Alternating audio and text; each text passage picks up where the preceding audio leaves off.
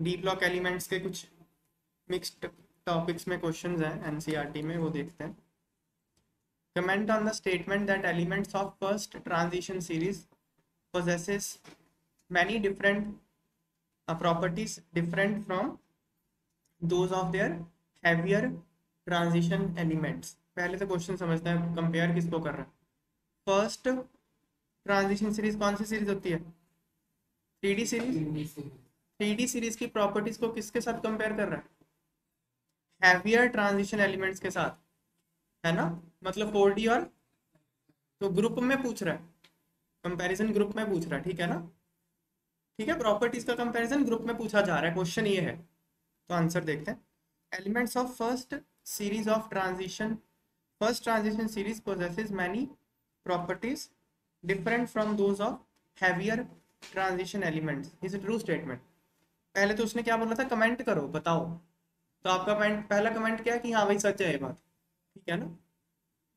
फिर क्या, अपनी बात को सही साबित करने के लिए आप क्या दोगे, लॉजिक्स दोगे। तो फॉलोइंग पॉइंट्स इलस्ट्रेट दिस।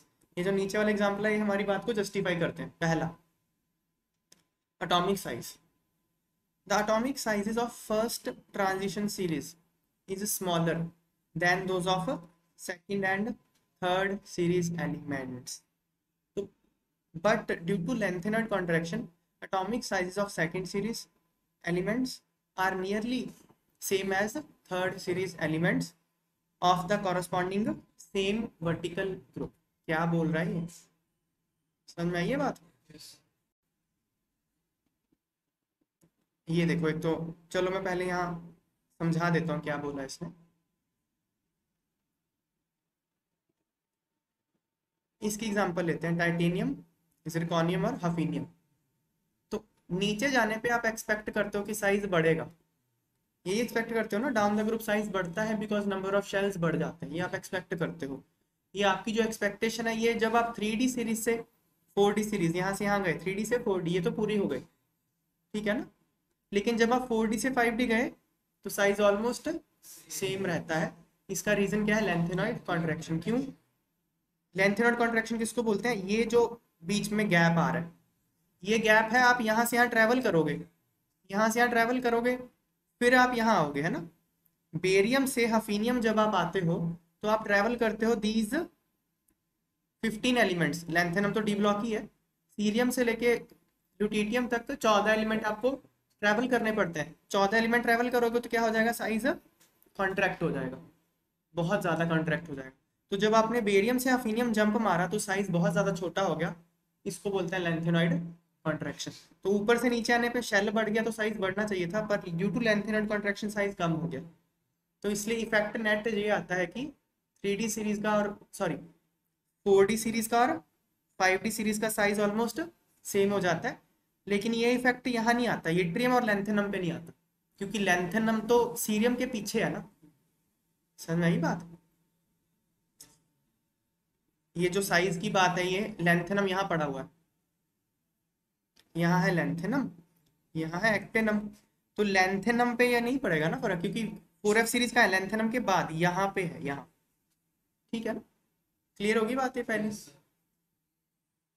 यही लिखा है। फिर ये ग्राफ दिखाया हुआ एनसीईआरटी में, वही हमने यहाँ पे शो किया है। ये किसका साइज है, 3D सीरीज का, है ना। 3D सीरीज से जब आप 4D सीरीज जाओगे तो साइज बढ़ गया। 4D से 5D जब जाते हो तो साइज में जो इंक्रीज है वो बहुत कम है। ऑलमोस्ट ये दोनों लाइंस के पास पास है, ये दूर दूर लाइन, ये दोनों पास पास है। ये 4D सीरीज है, ये फर्स्ट डिफरेंस समझ में आ गया, ठीक है। तो फर्स्ट सीरीज का सेकंड और थर्ड से डिफरेंस कैसे हो गया कि फर्स्ट से सेकंड में जंप आपने करा तो साइज बढ़ा, सेकंड से थर्ड में करा तो ऑलमोस्ट सेम रह गया। अगला,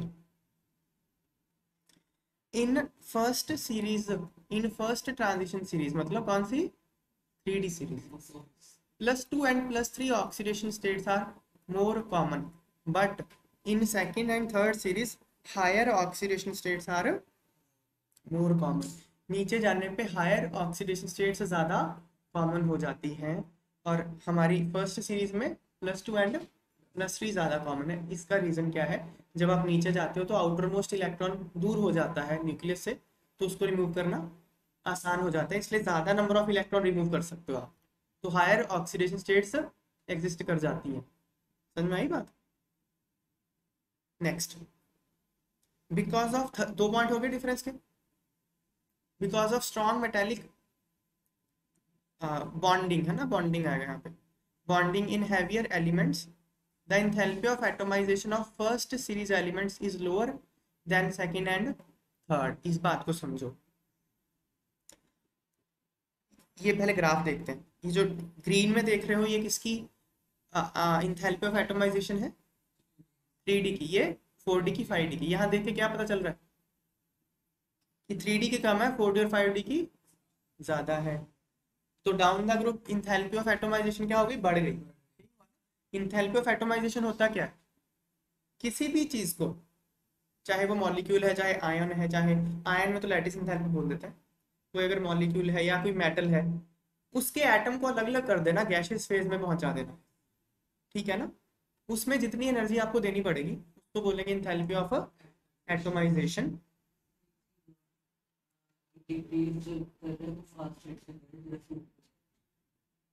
उसको डिस्कस कर रहा हूँ मैं। देखो अब, तो नीचे जाने पे इंथैल्पी ऑफ एटोमाइजेशन बढ़ गई।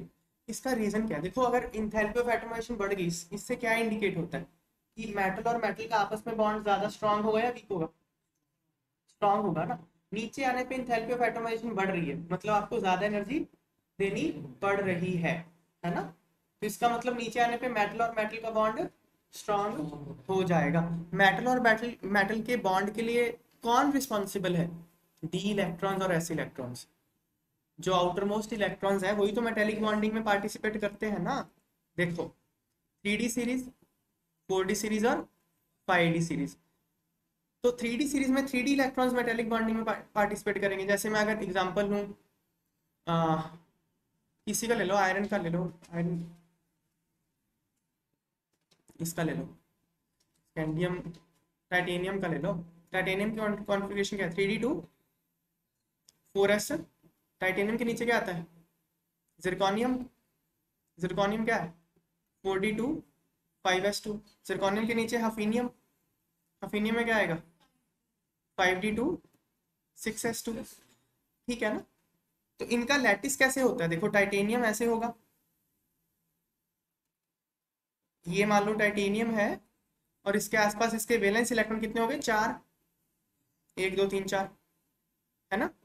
1 2 3 4, 1 2 3 4, 1 2 3 4 ऐसे। ये इलेक्ट्रॉन क्या होते हैं? घूम सकते हैं सब जगह, डिलोकलाइज्ड है। तो ये जो घूमते हैं ऐसे आसपास, तो ये तो क्या है? पॉजिटिव आयन है, ये तो आपस में रिपेल करेगा।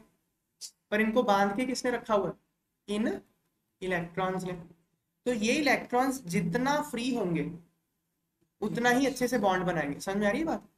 ये इलेक्ट्रॉन जितना फ्री होगा उतना ही बगल वाले के साथ इंटरेक्ट करेगा ना। अब नीचे जाने पे साइज बड़ा हो रहा है, तो ये इलेक्ट्रॉन न्यूक्लियस से दूर हो जाएगा। तो न्यूक्लियस से दूर होगा तो बगल वाले के साथ अच्छे से इंटरेक्ट कर पाएगा। ऐसा ही होता है। तो साइज बड़ा होने से जो वैलेंस इलेक्ट्रॉन होता है वो न्यूक्लियस की पावर से थोड़ा सा दूर हो जाता है, इसलिए बगल वाले के साथ ज्यादा इंटरेक्शन कर पाता है। समझ आई बात? इसलिए क्या होता है? मेटालिक बॉन्ड स्ट्रॉन्ग हो जाता है और इंथैल्पी ऑफ एटोमाइजेशन बढ़ जाती है। ये ट्रेंड नहीं पूछा उसने। देखो, जैसे 3D सीरीज में पहले बढ़ गया फिर कम हो गया, ऐसे इस ट्रेंड की तो बात ही नहीं कर रहा हूँ। क्वेश्चन में उसने पूछा ही नहीं, उसने तो ग्रुप में पूछा हमसे, तो मैं ग्रुप की बात करे जा रहा हूँ कि नीचे आने में बढ़ गई। पीरियड में वेरिएशन क्या है वो तो क्वेश्चन में नहीं है ना, ठीक है ना? तो उसका आंसर मैं नहीं लिखूंगा यहाँ पे। चलो, थर्ड पॉइंट क्लियर हो गया।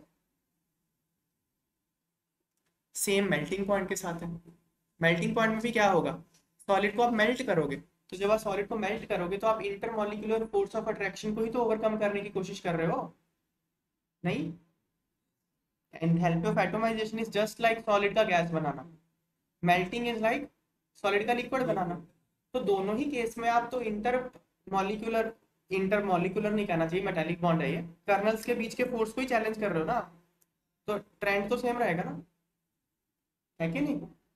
Melting point and boiling point of first transition series is lesser than heavier member. This is because of a strong metallic bonding in heavier. Heavier में metallic bonding ज्यादा हो जाती है। बात समझ में आ रही है ये? Next, first series transition elements form low spin और high spin complexes depending upon the strength of ligand field. ये पॉइंट ना यहाँ समझ में आएगा नहीं, क्योंकि ये कोऑर्डिनेशन कंपाउंड्स का टॉपिक है, फिर भी मैं हल्का सा समझा देता हूँ। तो ये ना चलो, however the heavier transition elements form only low spin complexes irrespective of the strength of ligand। जैसे NiCl4 2 माइनस, PtCl4 2 माइनस, ये दो कॉम्प्लेक्स होते हैं, ठीक है ना। तो